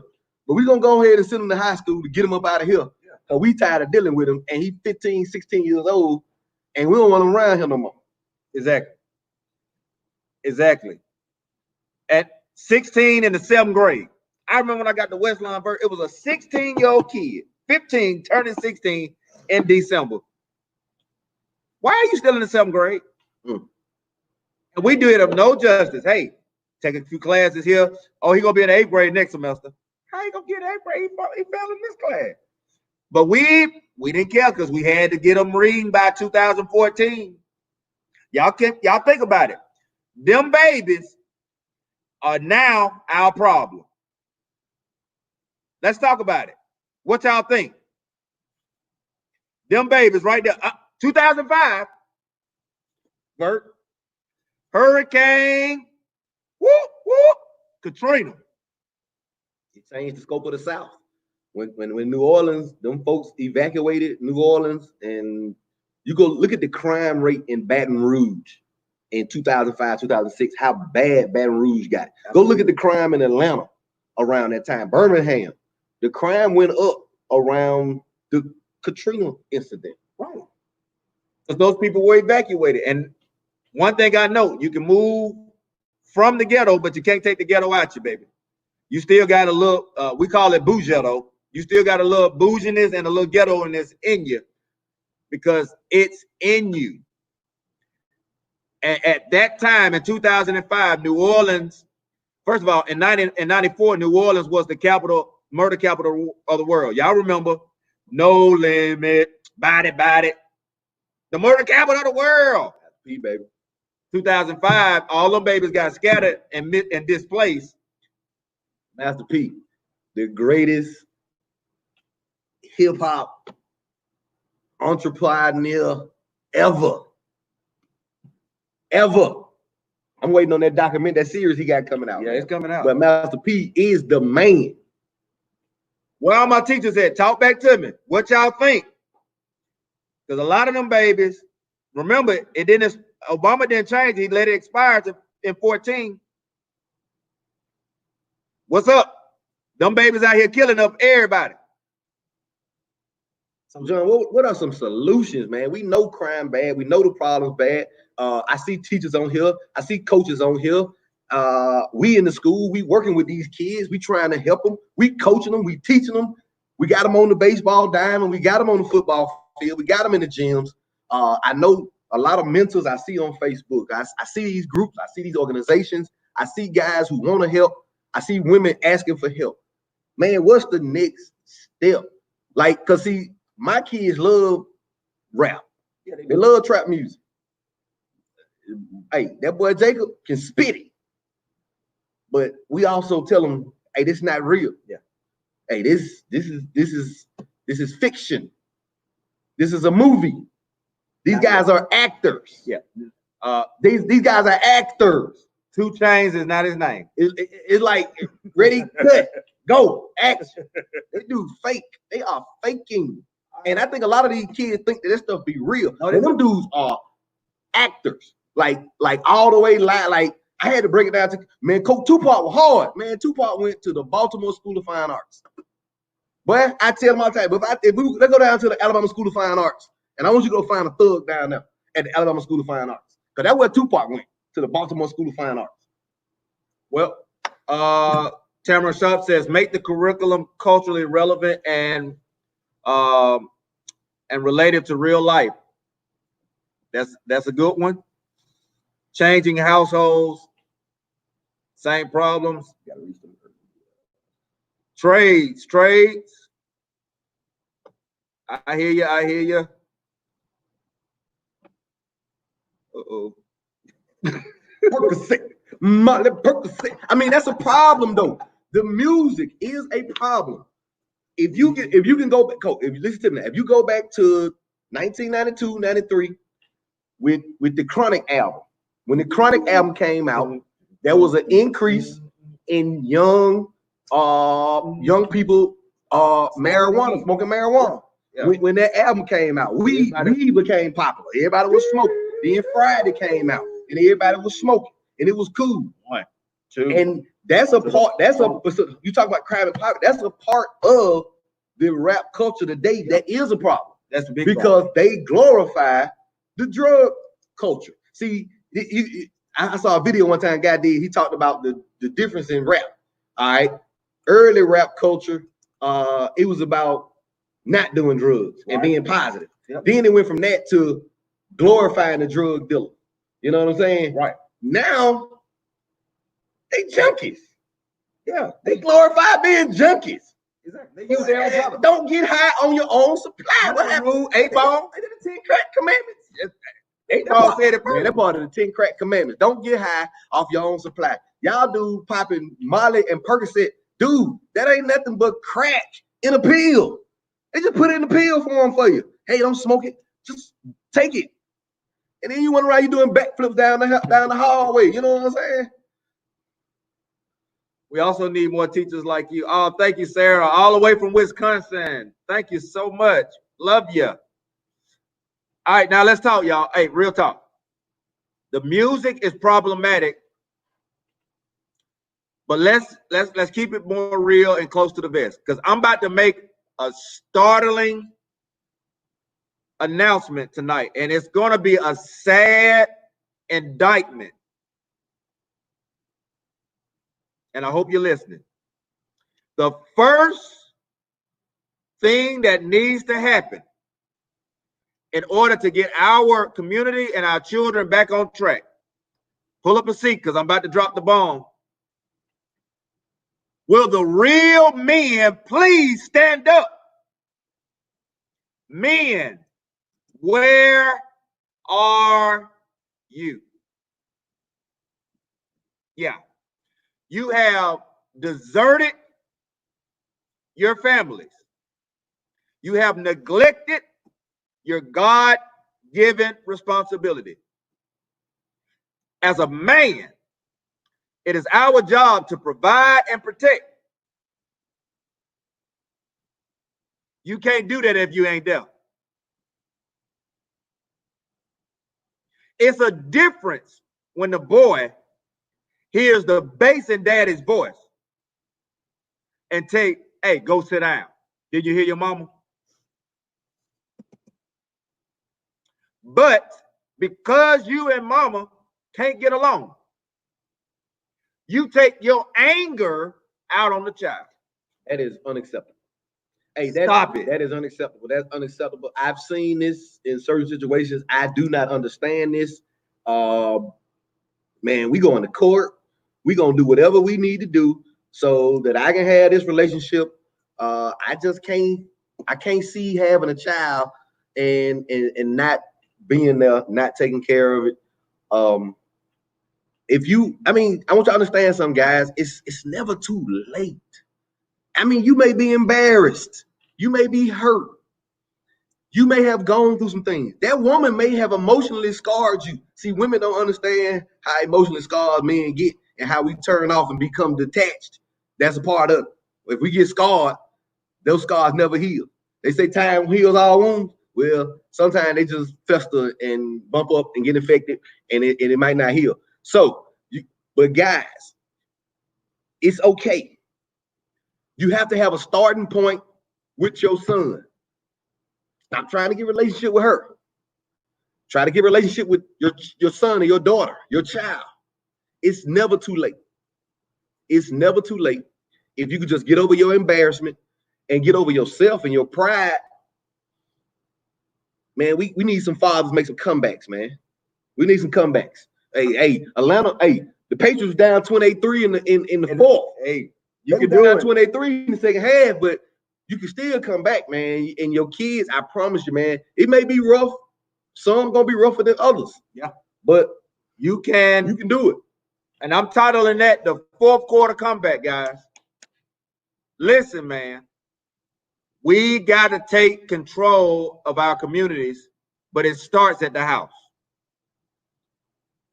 Be a good co-parent. Y'all don't have to get along to like each other, but y'all got to get along to love that child. The child, hear me, needs to see positive interaction between his mom and his daddy. Because you set the precedent and the example that he will now go out into society and follow. And as a dad, as a father, you can't be cussing mama out.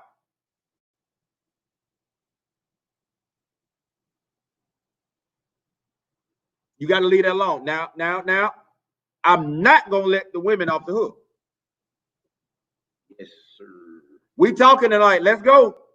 Let's talk, Birmingham. Let's talk. So it is. I mean, I've seen situations where the woman has run the man off and makes it very difficult for him to come into that child's life. And she still can't stop me from coming around. Boy, but you have to fight me to stop me from coming around. Boy, but me and Birmingham police gonna be on a first name basis every time you see me. Man, get out of here, man. And I see one here, Bert. Okay. What's up, Patty? Well, how are you? Oh, can I? All right. Hey. I know you're just joining us. Here's what I gotta say. Yes, there are some bad fathers. But when I tell you, there are also some bad mothers. What we got to start doing now is we got to start the fourth quarter on one accord. We're breaking the huddle. We got to speak life, not death. Check this out. If you start setting the atmosphere and be the change that you want to see, I believe some of these guys who have neglected their responsibility will come back. But we got to let go of hurt. We got to let go of the pain. We got to let go of that relationship. We got to let it go so that we can be co-parents. And you got to let go of the hurt too. Because see, the women be hurt, the child be hurt, everybody be hurt. He embarrassed. He tried to come back. And then you say something to slash his ego, and then he's never coming back. Never coming back. Man, it took the nigga 10 years to come around. 10 more years, I ain't coming back. Listen, man, we got to start speaking life. We got to stop speaking their reality and making it ours. He's a good father.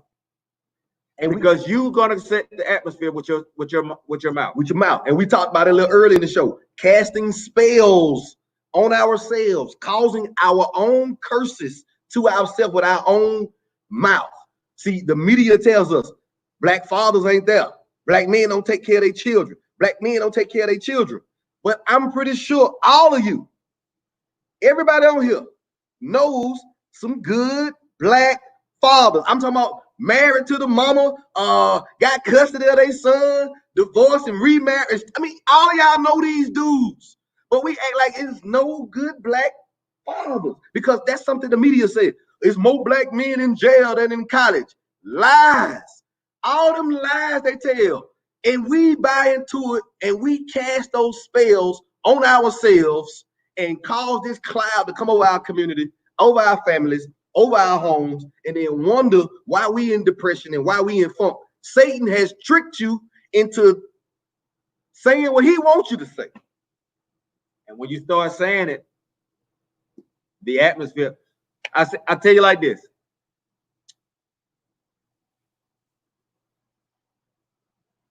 Your mind is the thermostat. Your mouth is the lever that sets it. Neither one is the unit. You got to send the right signal to the unit outside that's not in your house. And it starts here so that it can come out here. Because Jesus clearly tells us that it's not what goes in the mouth that makes us defile, it's what come out. We got to create the right spirit. We got to set the atmosphere with our thoughts and with our mouth. And we got to speak love, speak in love to create this new Birmingham that we really want to see. Pat, the way to make better parents, men and women, is to make better human beings. Hey, I don't know at what age, at what point it starts. I don't know if it's go back to elementary. I don't know if it's middle school, if it's high school, if it's adult training. I mean, like what? My mom wrote a grant a while. It was some years ago. It was the No Limit Custodial Parent Grant, and that's what they did. They helped men find and get gainful employment so that they could pay their non-custodial child support. And they helped them get job training and different things so that they could pay their child support. And it was a great program. And a lot of guys, they wanted to pay their child support, and a lot of men be embarrassed because they can't afford the things. And then you come around and then your son talking down to you about what he got and what my mama can do for me and what you can't do, and then he doesn't have a job. And see, doing real, man, there's a lot of guys, man, 18 to 35, 40, man, there's some bum jokers out here. Y'all seen them? It's some bum jokers out here. He waiting on that ounce. He finna flip that ounce and buy a yacht.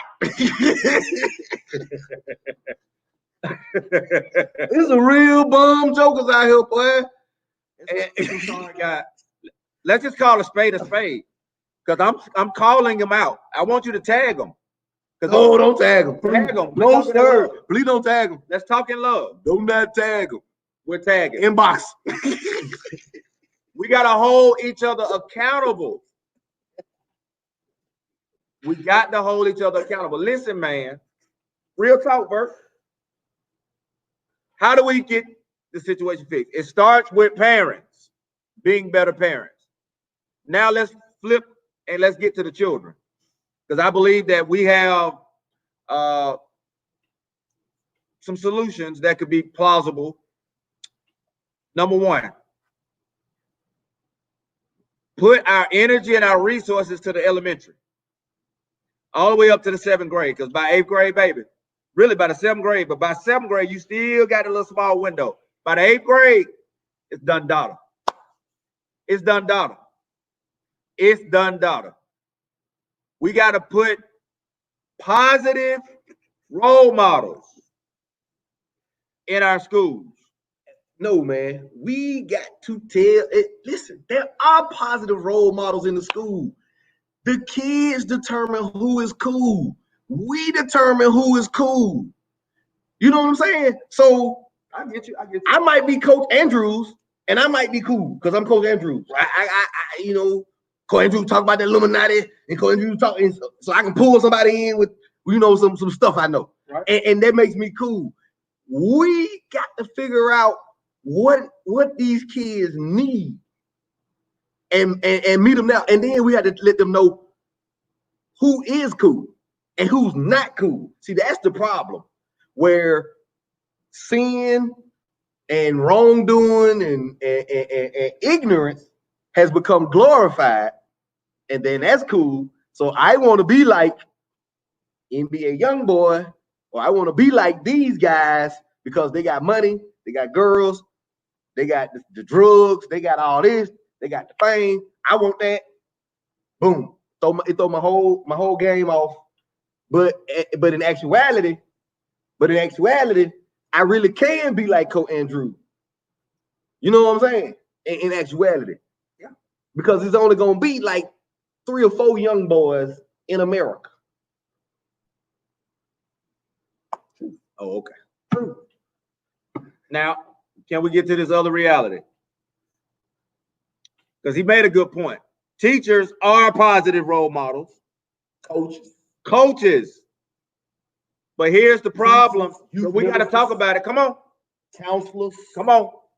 We got to stop this get your hands off my children mentality. We got to stop this don't talk to my child. Don't discipline my.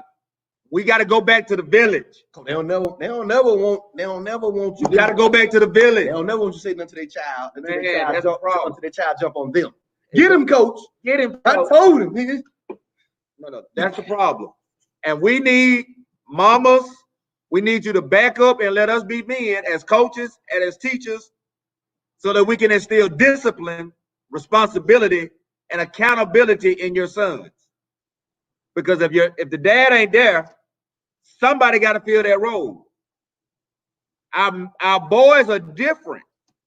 They have to have a positive image. And it starts young. It starts young. They have to. Boys, listen, and I spent a little time in counseling. Boys have to have that time. And I know y'all think, well, girls got to have. No, listen to me. Boys are more fragile. But we train them to hide their emotions by telling them not to cry. And so they keep it in and it's pent up.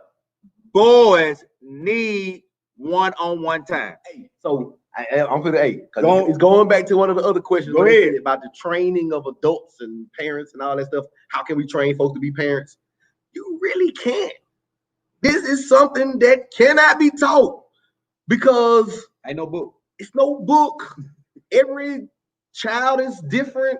You can have 4 kids in your house and they all be different. They'll all have different problems. They all go through different things. They all experience different peer pressure. Man, I got them kids in my house, man, they all so different. I know. Man, Jacob and Jay are night and day. I'm talking about they best friends and hang out all the time. But man, the way they act night and day. I'm so worried about Jacob coming around to like, ugh. Because Jay didn't like nobody. Like, he don't speak to nobody, don't talk to nobody. Leave me alone. I'm just here. Go play baseball. You know, let football. But Jacob, he cool with everybody. And like you said, and that's the thing. Everybody has unique personalities. Everybody has unique personalities. And while we're talking about it, every house has its own culture. So it's hard for somebody to come in your house. But if we can't come in your house, at least when they bring them to me, let them be mine. At least when you send them to school, you got to have a relationship. We getting there. We got to establish relationships because that goes along with the partnership. We got to get out of this me, myself, and I theology. Okay, I got another. To me, this is a myth. This is another one of the myths that we always say, and we're going to have to figure out how to stop saying grammar or words that deflect negatively on us. That's it, Doc. We use words that deflect negatively on us. Like we're saying we grew up in broken homes. Boom. All right. My mama and daddy were never married, ever. Never got married. They shacked for a while, and then my mom left, but they never were married. I come from a broken home. my mama was single. I grew up in the house just me and my mama. My dad lived on the other side of town. You know what I'm saying? My mama got remarried, stepdaddy coming in the house. I went through all that stuff that all these kids go through. I lived in the inner city. My home was supposedly broken. I got friends who are got college degrees and college graduates and all that, who parents were on crack, cocaine. They live with their grandmamas and their cousins and their aunties and their sisters, and we all come from broken homes. But none of that nobody used that as an excuse or a crutch. And you can't. Gotta go get it. Gotta go get it. Gotta go get it. I mean, we all from broken homes. It's the Black community. I mean, it's been that way, y'all. Y'all know this. We ain't got to go into that story, but it was systematically designed that way. 1640, John Punch case, when the slaves changed from paternal to maternal, meaning that once you came out of the womb, you was a slave forever. And yanked the father from the family and sent him down the street or to the other side of the world so that he could not lead his family. And y'all got to understand the psychological effects of slavery. There's a real diagnosis out there that there are some trauma effects from slavery. And I know you're saying it, but we have now discovered in the counseling world that some of the trauma from the experiences from your parents and your grandparents are genetically transferred to the children. So we got to understand the emotional component, the psychological component, because boys need affirmations. Men need affirmation. That's the thing. Men need affirmation. Women. I'm talking to my ladies now. Come on with it, dog. We ain't holding back tonight, y'all. If you want your guy to do something,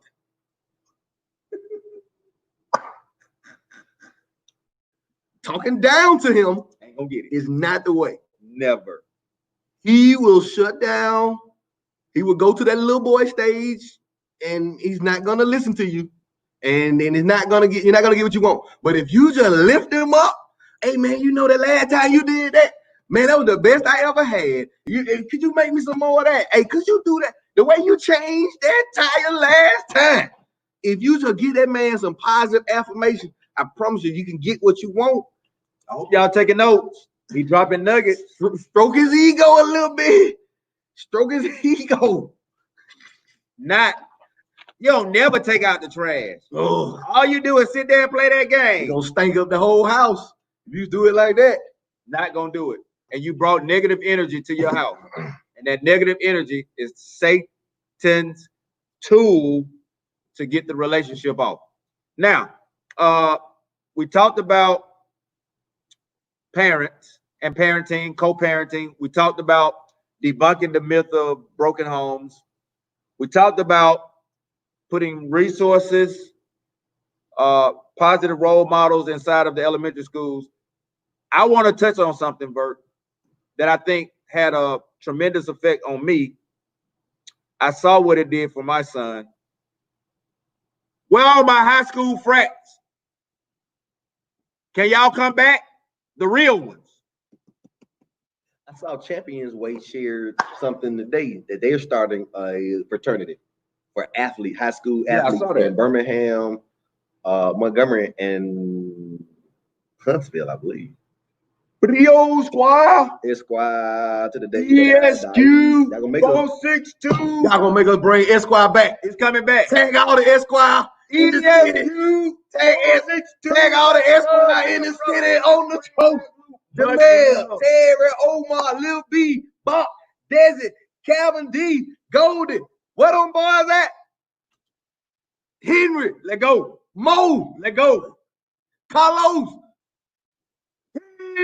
Turn up. Rio Squad for real though, y'all. Hey, real talk. I'm talking. Somebody hopefully you taking notes. Listen, man. Them high school fraternities they got now terrible. Them babies. The girls, we got some women that's trying to do. It's too much parent involvement.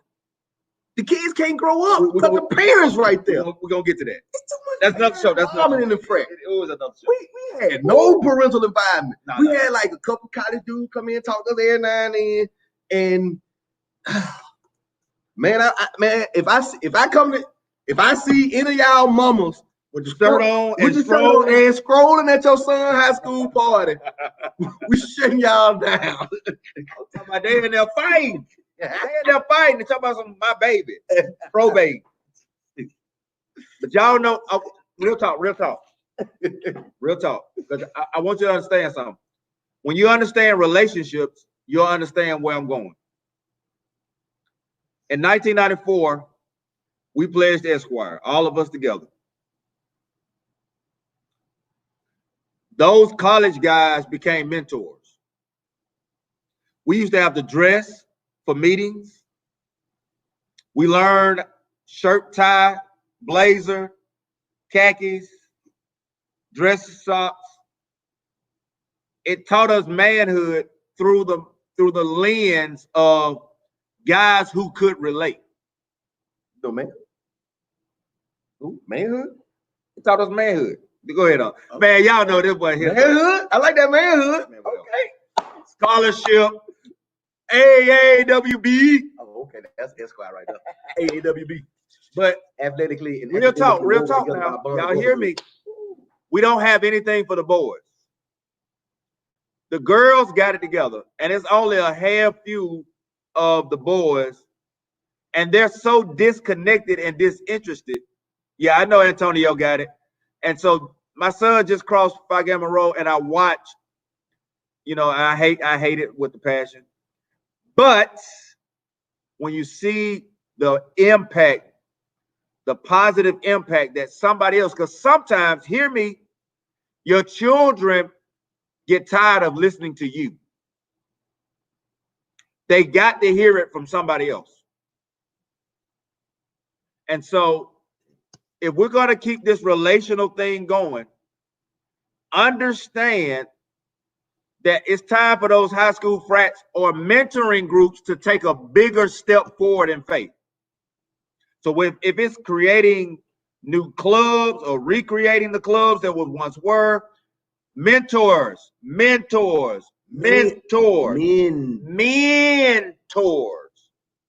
We need you guys to take another step forward. And guess what? Here's what I believe. I know you're going to say something about the resources. When you step out on faith, I'm believing that God will meet you at your expectation. So the money won't be a problem. I'm declaring and decreeing that today, that the money will not be a problem. And I remember my first year in the frat. We had the raffle, we had a party, we had Esquire Week, we did t-shirts, we had the party at the park, picnic at the park, we had a party, and we did all that just us. Like Brother Maurice just said. Brother Muhammad, we did all that on our own. We collected all the money, we printed up the tickets, made them, printed them, got the shirts, did the design on the shirt, got the shirt printed. We were 16 years old, and we did all that on our own. We didn't have a lot of parental support. We had a couple college advisors. We need some we need more mentoring programs. Young ladies, girls, Inc. We ain't just talking about the boy. We need the girl. We need all these. Y'all go inside these schools. Them girls be thumping. The boys don't fight like the girls fight. Them girls thump daily. They get it in, baby. They get it in all the time. They need conflict resolution. Now, let's talk about it, because we only got a few minutes to dig out. We're going to have to make that a part of another show. So y'all listen to me. Part of the problem with homicides, one of the stats, according to the FBI, is not only are all of the homicides intraracial, meaning white, black, Hispanic, but the majority of them, once arrested, convicted, whatever, the majority of those situations is the result of a dispute, an argument, a breakdown in the communication process. And we believe that it's vital and critical for us to hone in on conflict resolution. Our kids don't have conflict resolution skills. The grown-ups out here don't have conflict resolution skills. What he said? And like he was in Esquire trying to talk about the frat, but you don't know about no Esquire history. Whoa. Esquire was founded in 1981. Them dudes went around then. And so, man, y'all know this boy. He's so wild. But conflict resolution. Friday, breakdown in communication. Saturday, Sunday, breakdown in communication. To the point we're losing female officers in Montgomery, breakdowns in the communication. Instead of seeking to understand, you're seeking to be heard.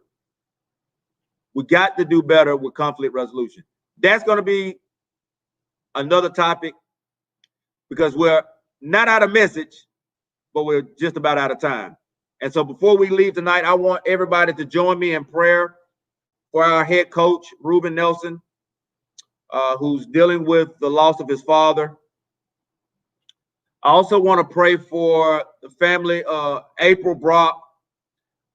We're covering you tonight, the Giles family, in the loss of the 8-year-old who was indeed killed by senseless foolishness at the Galleria. We want to pray for the families in Atlanta and Chicago. And we want to ask God's hand over our nation, but particularly over parents and over children. So if you would join in with me and let's go to the throne. God, we thank you. We love you. We need you. You're so awesome and so kind to us, despite the fact of how we act sometimes. But we thank you for grace and mercy that keeps us, sustains us, provides for us, and protects us all at the same time. We lift up now Ricky Smiley to you, God. We lift up his daughter. We ask now that you would allow her body to heal and recover according to your plan. We lift up now the family, all of the families that have lost children this weekend over senseless violence. And we pray, oh dear Heavenly Father, that you would allow the mothers who have to grieve such pain, the fathers who have to grieve such pain, the family who's mourning right now because we're not supposed to bury our children. But God, this is according to your will. I ask now that you allow them to accept your will, give them the strength to walk in purpose and accept your perfect plan, even when they don't understand. Heavenly Father, we lift up our coach to you tonight. We lift up Ruben Nelson. We call him by name. Touch him, heal him, console him, and give him comfort. And I pray, oh dear God, that tonight we've been not only informative, but we've ministered to the souls of someone out here tonight that wants to do the right thing, that wants to start their family back over again, that wants to reconnect, wants to co-parent, wants to set a new atmosphere, wants to see Birmingham better, and wants to see this nation better. So Heavenly Father, if it's thy will, we plead the blood of Jesus right now over all of our children. Give them hope and understanding. But most importantly, God, I pray that they receive you. It's in the awesome, powerful name of the Christ in whom we do pray. His name is Jesus. And we say his name together. Amen. Amen. We're out of time, not out of message. If you got some feedback, some comments, some solutions, don't forget, you can drop it in the comment section or you can hit us in the inbox. I pray that everybody's been blessed by this show tonight. And not only that, we had a great time. Hey, we had a great time. Man, I'm glad y'all keep coming, keep liking and sharing the post. Tag some friends. Go to our page and like our page. We're trying to get to 1,000 followers and 1,000 likes on our page, but we can't do that without y'all. But we need y'all to help us get there. So before you leave, if you have not liked Birmingham Let's Talk, do me a favor. You're a button away. Click it, share it, tag a friend, and tell them to come on in. I'm doing it. Everybody talking about we doing it. Leo, flipping up those tracks. You better guard your grill. If you might get killed. I represent. Third Ward, Cali, Cali, yo, on your back. Wake up on. Get us on. I got kids in the projects and they walk.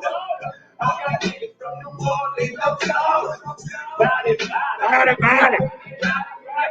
At your seat, 'cause these niggas is violent. I can't act you out your butt on the kidnap. Crazy all around they tell you, bitch, you better break off some snap. Or you dead with the finger through your head. Ain't no love when I'm broke. When young niggas in the grave, I mean they die.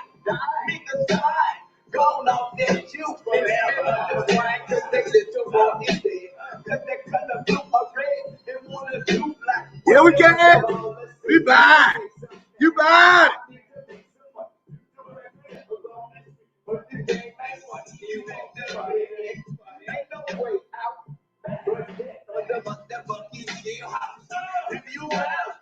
We love y'all. Spread love, not hate. Well,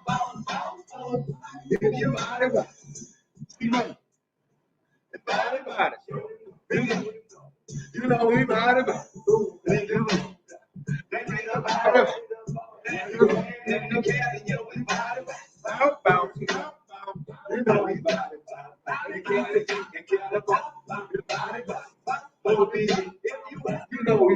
We love y'all, man. Birmingham, let's talk. One of the hottest shows on the night. For your quarantine. See you Friday. Same time, same to back. Know your body back. On your street, you know, she body back.